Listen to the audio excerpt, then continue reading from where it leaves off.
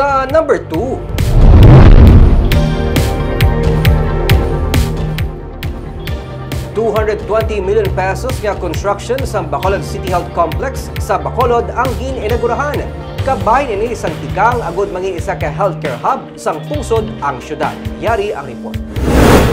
Dekada na nga wala matandog kag wala matapos ang anay gin-construct nga dialysis center sa sulod sa Bacolod City Health Office compound. Pero sa inaugurasyon sa igatukod nga 4-story Bacolod City Health Complex, ginsiling ni Mayor Albi Benitez nga matigayo na nga magamit ang nagserbing ruins bilang kabahin sang ₱220 million healthcare facility. We know for a fact that health is one of those crucial sectors or segments of government assistance that should be given priority.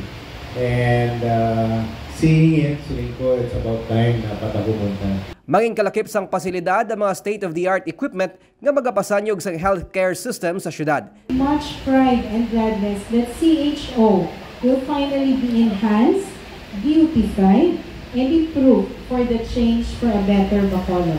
Ginpahayag sa alkalde nga kabahin ang construction sang City Health Complex kag 5 pa ka mga mini hospitals sa mga ginihimo nga tikang agud mangin isa ka healthcare hub sang pungsod ang Bacolod. Ton nga gusto matabo, no? We would like to upgrade ang ato mga existing medical facilities, and on top of that siguro we can come up with mga specialized medical facilities. Isa sa aton nga ginahandoman, and I've heard the President mention this over and over again. So if we can be able to lobby nga ang iban nga mga specialized medical facilities diri butan sa Bacolod, mas tahom pa gid.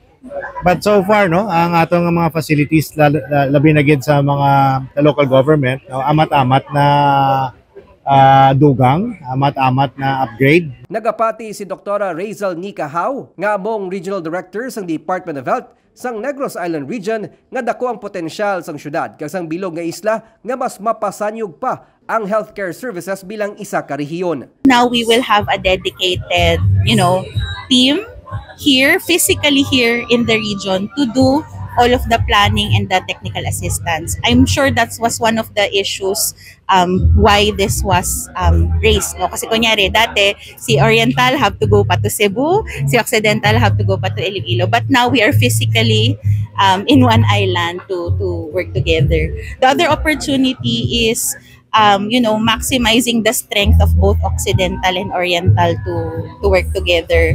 Magluwa sa igatukod nga Regional Health Center sa Dumaguete City, ginatunan na nila ang pagtala naman sang satellite offices sa probinsya sang Negros Occidental kag Siquijor. Nico Delfin para sa DJcast Negros.